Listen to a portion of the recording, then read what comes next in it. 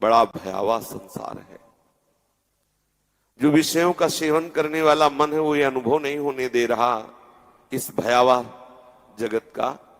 नहीं तो आप भजन में बैठिए, फिर देखिए आपको मन कैसे भय दिखाता है। जब आप ईमानदारी से भजन करेंगे तब असली में आपको मन का स्वरूप समझ में आएगा कि मन है क्या। ये मृत्यु का भय उपस्थित कर देता है, क्योंकि निर्विषय निसंकल्प हुए बिना भगवत प्राप्ति होती नहीं। तो निर्विषय निसंकल्प के लिए बार बार चित्त वृत्ति को शरीर संसार से हटाकर जब हम परमात्मा चिंतन में, प्रियालाल के चिंतन में लगाते हैं तो मन निर्विषय होने लगता है। ये घबराहट पैदा कर देता है। ऐसे ही बिना किसी प्रयोजन के भय, घबराहट, विशेष चिंता, विशेष क्लेश, ऐसा लगता है चारों तरफ अंधकार है, कोई हमें आश्रय देने वाला नहीं। बड़ा भयमयी स्थिति आ जाती है। जब कोई ईमानदारी से भजन करता है, तब की बात कह रहा हूं।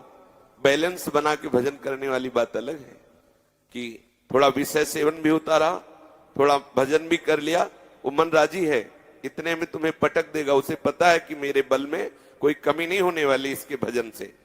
लेकिन जब आप निर्विषय होकर भजन में लगते हैं तब वो घबरा जाता है मन, फिर वो घबराहट पैदा। ये अनुभव की बात कह रहे हैं, ये अपनी छाती की बात कह रहे हैं। यदि आपको भगवत प्राप्ति के मार्ग में अग्रसर होना है तो इस बात को देखो।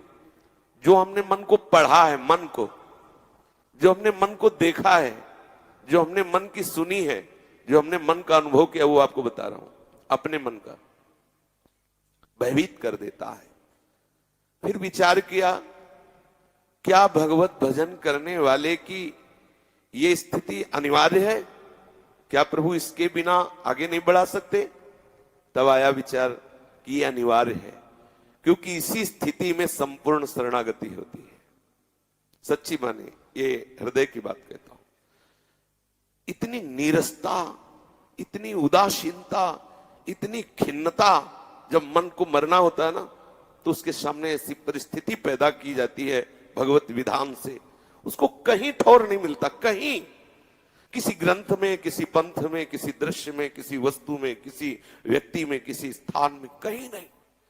एक विशेष खिन्नता, एक विशेष उदासीनता, तब अंदर से त्राहिमाम प्रभु मुझे उबारो। ये अंदर की बात। एक होता है बाहर की विपत्ति से उबारो, एक होता है अंदर का। संपूर्ण मार्ग अवरुद्ध हो चुका है, अंधकार ही अंधकार, जिधर दृष्टि डाले अंधकार ही अंधकार। अगर एक कोई रास्ता दिखाई देता है तो हरि शरणम, हे प्रभु, हे करुणा में प्रियालाल। अब तब उसको मार्ग नजर आता है जहां से हम प्रियालाल तक पहुंचते हैं। ये अंदर की बात है। यदि वास्तविक आप भजन कर रहे हैं तो आप देखेंगे कि आप ईमानदारी से संपूर्ण दिनचर्या ठीक ठीक निर्वाह कर रहे हैं, पर आपका मन बहुत गंदा चिंतन करता है। ये जितनी बातें हम आपको बता रहे हैं, ये अपने हृदय की बता रहे हैं। साधक वहां घबराने लगता है कि बिल्कुल हम गंदे आचरण नहीं कर रहे, बिल्कुल हमें आवश्यकता भी नहीं है, मुझे प्रभु को रिझाना है, लेकिन ये सब क्यों आ रहा है। बहुत परेशान होने लगता है। मुझे आवश्यकता, मन को दिखाया जाता है, देखो ये चाहिए, तुम्हें ये चाहिए, ये चाहिए। जब उसको वस्तु दो तो कहता है नहीं चाहिए, और जब भजन में बैठो तो वो वही चिंतन करता है। तब ये पकड़ में आई बात कि आखिरकार ऐसी क्यों स्थिति आ रही है। पूर्वाभ्यास के कारण मन का राग उन विषयों में था, अब है नहीं। अब मन भी राजी हो रहा है कहीं ना कहीं धीरे धीरे प्रभु की तरफ, पर पूर्वाभ्यास विषयों में भागने का भी उसका बना हुआ है। रुचि नहीं रह गई, पर वो अभ्यास के कारण भागता है, रुचि नहीं रह गई। घबराओ मत, जैसे उसकी रुचि धीरे धीरे खत्म होती जा रही है, ऐसे भागना खत्म होता चला जाएगा। एक दिन वो निर्विषय होकर, पंग होकर श्री श्यामा श्याम के चरणों में अविचल वास करेगा। सावई मना कृष्ण पदारविंद। लेकिन यहां तक पहुंचने के लिए बहुत ही घबराहट पैदा होती है। ये अंदर की बात कह रहा हूं, पढ़ी लिखी बात नहीं कह रहा।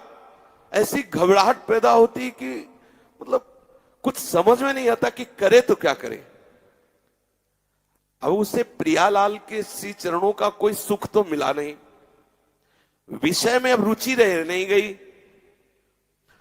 कोई अंदर से पकड़ आ नहीं रहा बात। अब वो उस समय जो घबराहट होती है वो मन के मरने की दशा होती है। मन ही मार तनहारी के वृंदावन में गाज, मन मारिया तन बस में कीना, हुआ भरम सब दूर। यही साधक घबरा जाता है और विषय सेवन करने लगता है। ये एक ऐसी स्थिति है जहां साधक घबरा जाता है और वो विषय प्रपंच, दूसरे की निंदा करना, दूसरे के गुण दोष देखना, या शब्द स्पर्श रूप रसगंध किसी भी विषय को स्वीकार, जहां विषय स्वीकार किया तहां मन में दोष पैदा हो गया। हर्ष रूपी दोष पैदा हुआ, वो उदासीनता गई। जहां वो उदासीनता गई तो जो मार्ग मिलने वाला था भगवत प्राप्ति को, फिर वहीं रुक गया। अब साधक सोचता है कि चलो किसी तरह जिए, बस ये बहुत बड़ी कमी आ गई। ये बहुत ध्यान देने का विषय है। प्रार्थना है इसे तर्क शून्य होकर के स्वीकार किया जाए। इसलिए हम एक एक वृत्ति को निर्विषय करने, हमारी साधना यही है। देखो, बाहर की जितनी चेष्टाएं हैं वो अंतर्मुख होने के लिए हैं।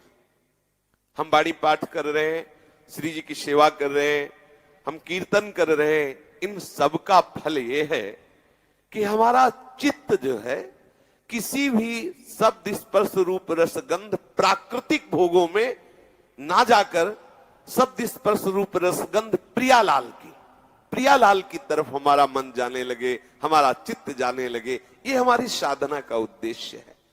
यदि हमें यह हुआ कि 4 घंटे हमने वाणी पाठ कर लिया, 4 घंटे हमने नाम जप कर लिया, भाई इतना कर तो लिया, अब घंटे 2 घंटे हम विषय सेवन कर लेते हैं, थोड़ा मौज मस्ती भी चाहिए। एकदम मन को मार दिया, ऐसा क्या हर समय माले लिए हैं, हर समय उदासीन बैठे हैं, मुंह हिल गए, ये नहीं होना चाहिए। घंटा 2 घंटा तो समझ लो ये बहुत घातक बात है। साधक कितनी देर हम क्यों हंसे, किससे हंसे, क्या मिले, वो हमारे हृदय की जलन को शांत कर पाएगा और बढ़ा देगा। तो सच्ची मानिए, बहुत सावधान, जब चढ़ाई पे हो मन ना, तो उस समय साधक बहुत सावधान रहे। बिल्कुल मन उस समय घबराहट में होता है, एकदम मन को लगता है कोई तो मुझे सहारा दे दे, उसी समय और बिल्कुल निरपेक्ष हो जाओ। वो मरने जा रहा है, अर्थात वो निर्विषय होने जा रहा है, वो प्रियालाल के योग्य बनने जा रहा है। बिल्कुल साधक उसी समय कड़ा हो जाए, ढिलाई होने की जरूरत नहीं, रोने का मन करेगा। ऐसा लगेगा कोई ऐसा हो जिसके हम बाजुओं में अपना सर रख के रोते हुए अपनी बात कह सके कि मेरा कोई नहीं। बड़ी विचित्र दशा होती है, ये हम अंदर की बात कहते हैं।